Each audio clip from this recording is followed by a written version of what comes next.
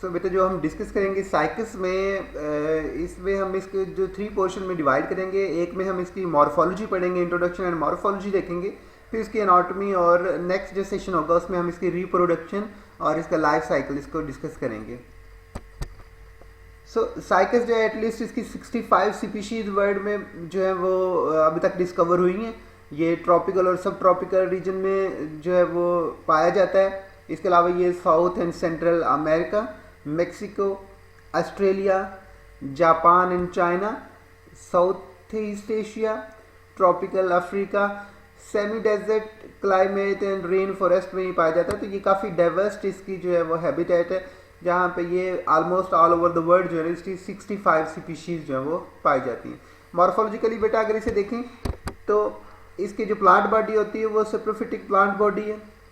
ये ज़्यादा हाइट में ज़्यादा बड़ा नहीं होता, ऑलमोस्ट 4 to 5 फीट इसकी हाइट होती है।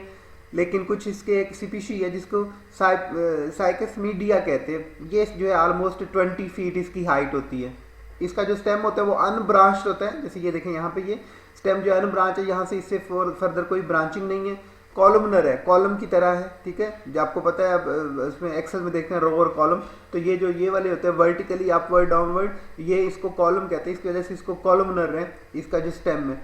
और इसकी स्टेम के ऊपर जैसे खजूर के तने के ऊपर आप लोग देखते हैं परसिस्टेंट लीफ बेसिस होती है, मतलब पता चलता है कि यहाँ पहले इसका जो लीफ या फ्रॉन्ड अटैच था, जो इस तरह के लीव्स होते हैं इसके, जिससे खजूर वाले उनको फ्रॉन्ड्स कहते हैं। तो यहाँ पे लीफ और फ्रॉन्ड्स यहाँ पे अटैच थी, तो ये इस तरह के वहाँ मार्किंग रह जाती है, जिसको कहते हैं परसिस्टेंट लीफ बेस कहते हैं इसको।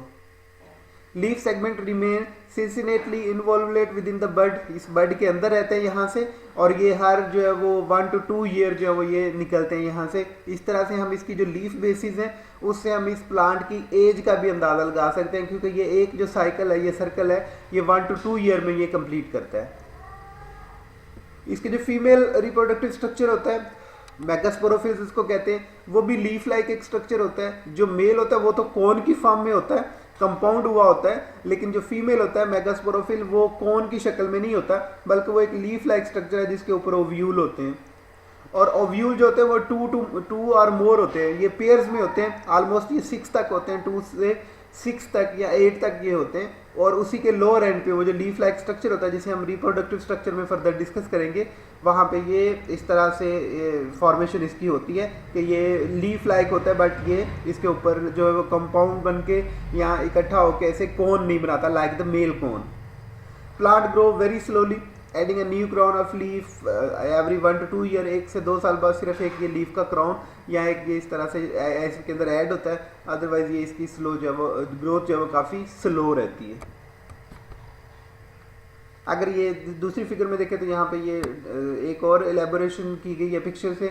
यहाँ पे इसका ये वाला जो स्टेम है इसको ट्रंक कहते हैं, ये ट्रंक के ऊपर ये ट्रंक स्कार्स होते हैं, जो ये एवरी 1 to 2 ईयर यहाँ पे प्रोड्यूस होते हैं।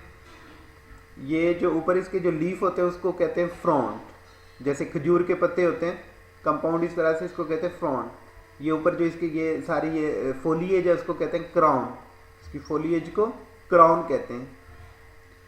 इसके बॉटम में यहाँ पे जैसे खजूर के सक्कर्स होते हैं, जिसे खजूर का कहते हैं, ये बच्चे हैं, यहाँ से इसे जब हम 1 to 2 ईयर या फिर मोस्टली फरवरी में या जुलाई में उनको निकालते हैं न्यू प्लांटेशन के लिए एज अ वेजिटेटिव पार्ट। तो ये इसके जो यहाँ पे होते हैं इनको बेसल शक्कर कहते हैं, ये इसको बल्बल्स भी कहते हैं। और ये बल्बल्स जो होते हैं ये यूज़ होते हैं इसकी वेजिटेटिव रिप्रोडक्शन में, या हम रिप्रोडक्शन का जो पार्ट है उसमें से फर्दर जो है वो डिस्कस करेंगे।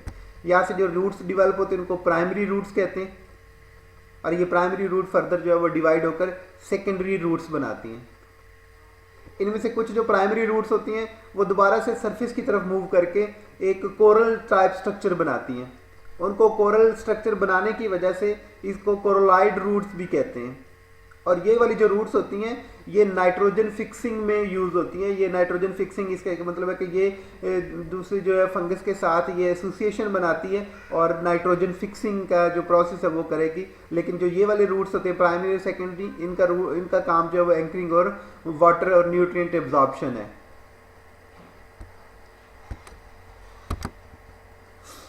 एक्सटर्नल मॉर्फोलॉजी में देखें तो यहाँ पे ये जो हमें ये क्लस्टर रूट का नज़र आ रहा है इसको कोरोलाइड रूट्स कहते हैं। ये वो वाली रूट्स हैं जो बताया गया कि ये सरफेस की तरफ से उस तरफ मूव करती हैं और ये वहाँ पे जो है वो एसोसिएशन बनाती हैं फंगल के साथ। और ये जो यहाँ पे साथ ये नज़र आ रहा है इसको, ये छोटा सा पार्ट इसको बल्बल्स कहते हैं। और ये वही पार्ट है जिसको बेसल रूट हमने प्रीवियस स्लाइड में डिस्कस किया था। ये बेसल सक्कर यहाँ पे ये वाला, ये वही पार्ट है बेसल सक्कर जो फर्दर जो है बल्बल्स भी से कहते हैं। और ये बल्बल्स जो है ये रिप्रोडक्शन में, वेजिटेटिव टाइप ऑफ रिप्रोडक्शन में यूज़ होता है। इसके जो लीफ होते हैं स्केली लीव्स हैं, small rough and dry triangular in shape, brown in colour, thick coated with ramenta. ये जो छोटे उसके ऊपर फाइब्रस होते हैं जो इसके ऊपर कवरिंग की होती है। Root is of two type, normal है और कोलोराइड है, जो हमने प्रीवियस डिस्कस किया कि जो प्राइमरी सेकेंडरी है उससे फर्दर डेवलप होंगे। या फिर ये कोरोलाइड रूट्स हैं जो कि क्लस्टर्स बनाती हैं और कोरल शेप जो है अरेंजमेंट बनाती है, जिस वजह से इनको कहते हैं।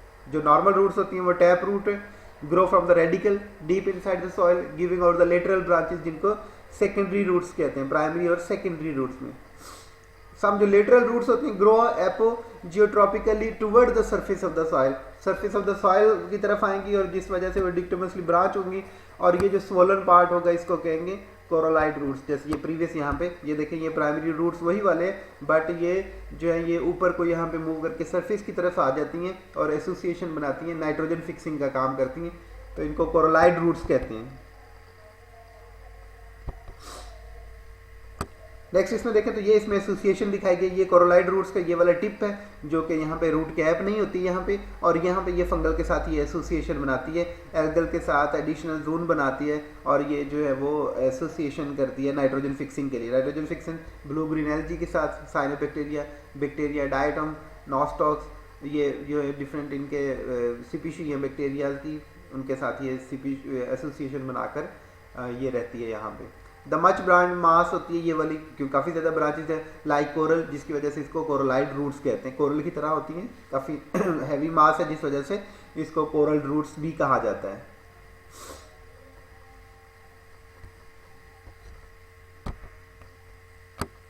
फर्दर इसके एनाटॉमी में बेटा उसे हम फर्दर डिस्कस करेंगे। इसके बारे में कोई क्वेश्चन हो तो ये देख सकते हैं, हम यहाँ पूछ सकते हैं कमेंट बॉक्स में। Thank you so much.